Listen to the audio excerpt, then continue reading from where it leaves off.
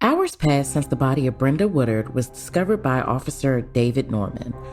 Officer Norman stated during an interview with officials, "I shined my flashlight into her eyes to see if there was still life. She didn't blink. She didn't do anything." The scene was already roped off by investigators when Brenda's mother stumbled upon the chaos. She was on her way to work and planned on catching a nearby bus, which was her usual routine, and by an unfortunate happenstance, she learned the news. Here is journalist Miss Cheryl Thompson sharing this chilling detail of the story. Her mother worked at the hospital at the time, and her mother was leaving work, or leaving or coming. I'm not sure. I want to say she was leaving work, and there was police tape, and she saw this wig on the street. And this is as it was told to me by authorities. And she saw this wig and thought to herself, that, oh, my daughter has a wig like this. My daughter wears a wig like this. Well, she didn't know that it was her daughter's wig, and her daughter's body was found right there. And she basically went right past it and didn't know. There were some notable differences with the Woodard case as opposed to the previous 4 victims. Similarly, with the others, she was strangled to death. Here is Miss Romaine Jenkins speaking on this aspect of the case. Brenda Woodard. Well, Brenda Woodard and I come from the same neighborhood. Oh, wow. She is on her way home. You would have to know that area.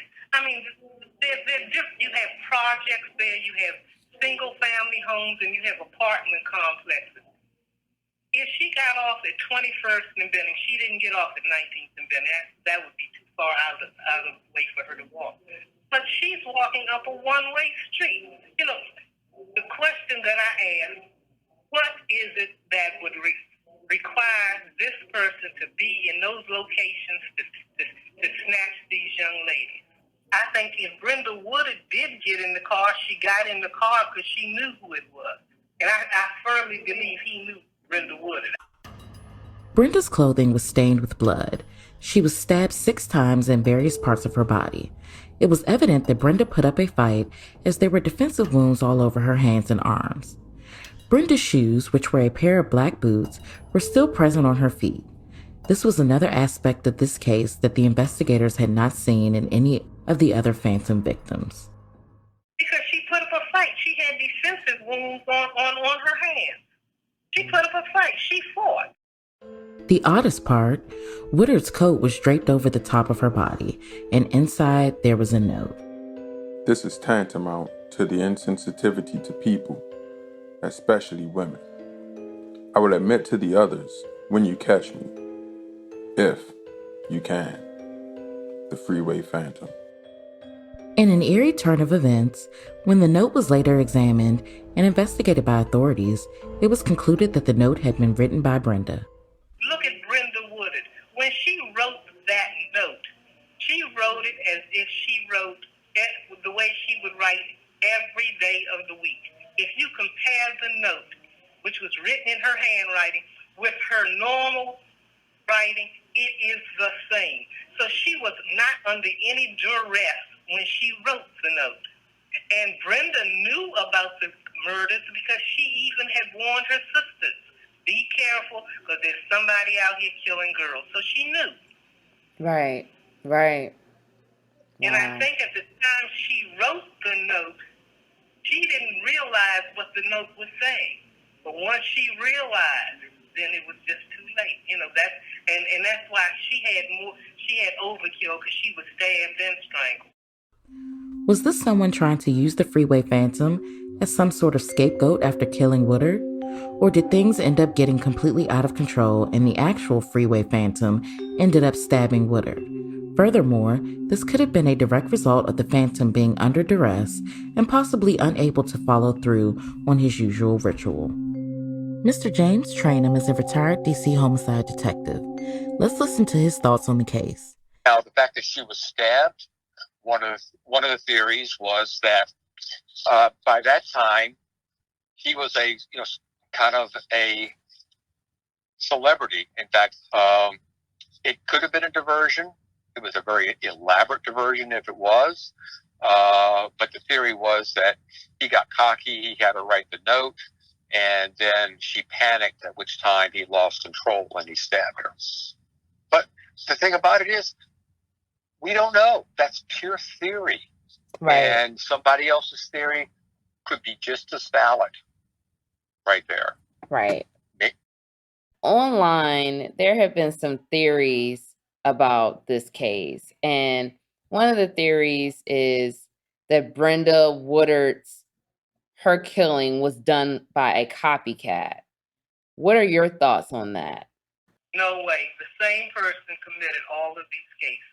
All of these cases were linked forensically by the FBI in 1978. So, The same fiber evidence was found on 5 of the victims. okay. And That shows it was not a copycat. okay. So, Like, I really don't think that she was murdered by the Phantom. Like, as much as I keep going over, like, the evidence over and over, it just doesn't fit. I mean, you know, I've said that too. I've gone back and forth on this theory many times because just simply thinking about what Miss Jenkins has said, how she feels like, you know, absolutely not. It's no way she was definitely murdered by the Phantom.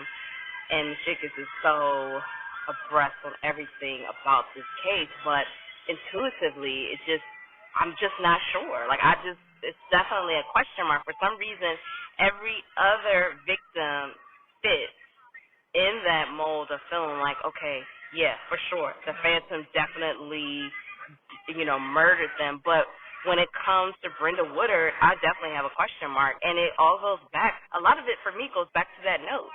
Right. The note. And the stabbing. The stabbing. The shoes were still in her. She was 18 years old. She looked older. Yeah, she definitely looked older. All of the other girls, they kind of had like a youthfulness or like just a baby face or just built, you know, like a child. They all had like that innocence too, like that innocent look, You know, and that very meek look. exactly. She didn't look meek. Exactly. I mean, she had the sensitive wound. Yeah. And then the fact that they even had, like, she wrote this note supposedly. Right, he had her write the note, right? Like, it almost feels to me Copycat. like it was a friend and her joking around, trying, you know, like, I don't even know. But it just doesn't. It doesn't feel like we're at the location. We're at the 2100 block of Maryland Avenue Northeast, where her residence was at the time.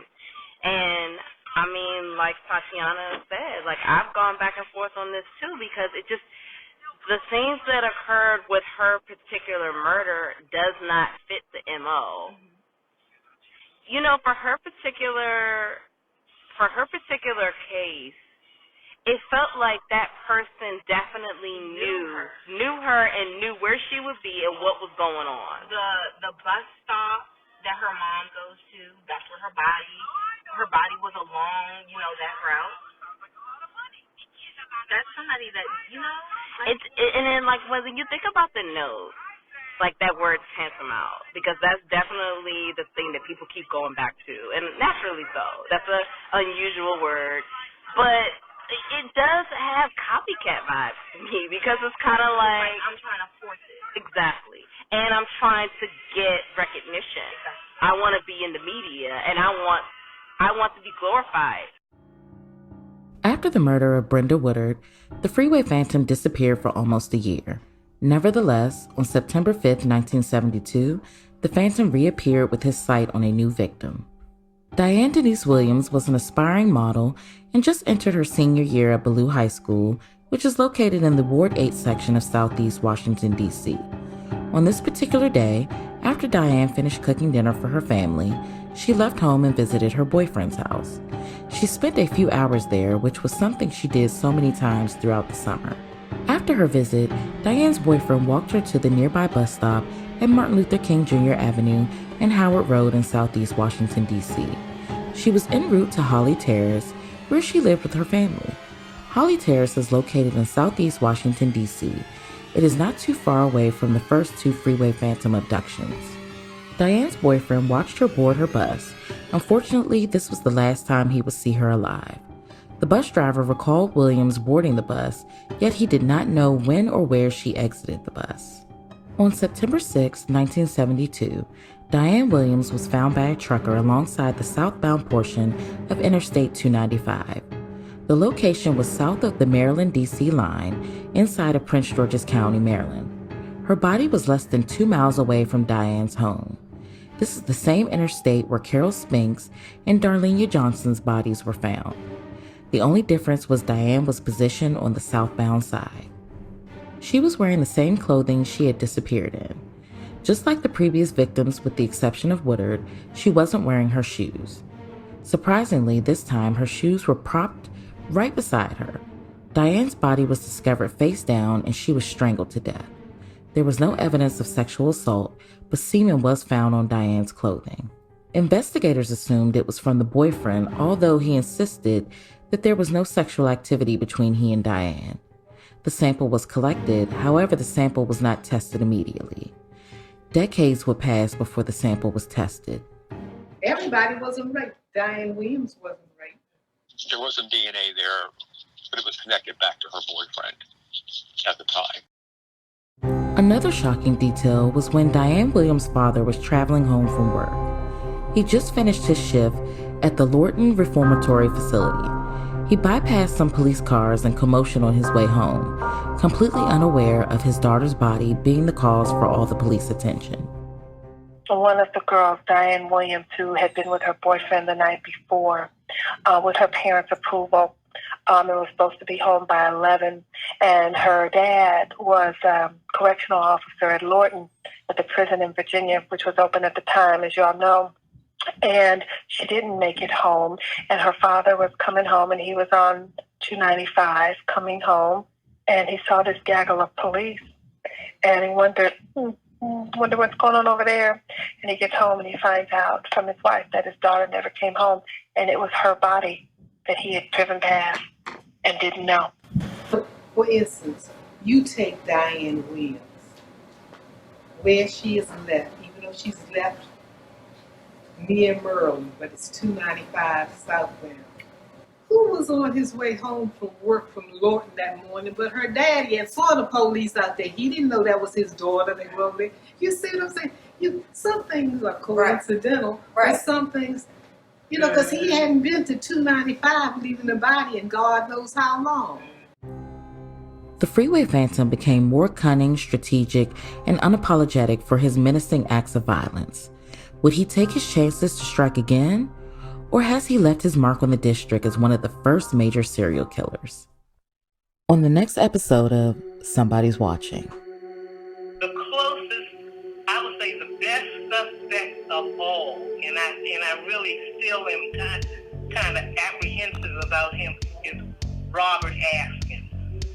If you wanted a suspect who you could pretty much connect with a lot of the way the cases happen, Robert Askins would have been the person. I didn't like him as a suspect because I felt he was too old. He was around 50 when these cases were happening, and I didn't feel that the person who was responsible for these cases was in his 50s. Yeah, exactly. Everything else kind of matched up to him. He had murdered before. He kidnapped women off the street. If you're enjoying Somebody's Watching podcast, please like, share, and subscribe. If you have any tips regarding the Freeway Phantom case, please call 202-656-5299 or visit the website www.somebodieswatchingpodcast.com.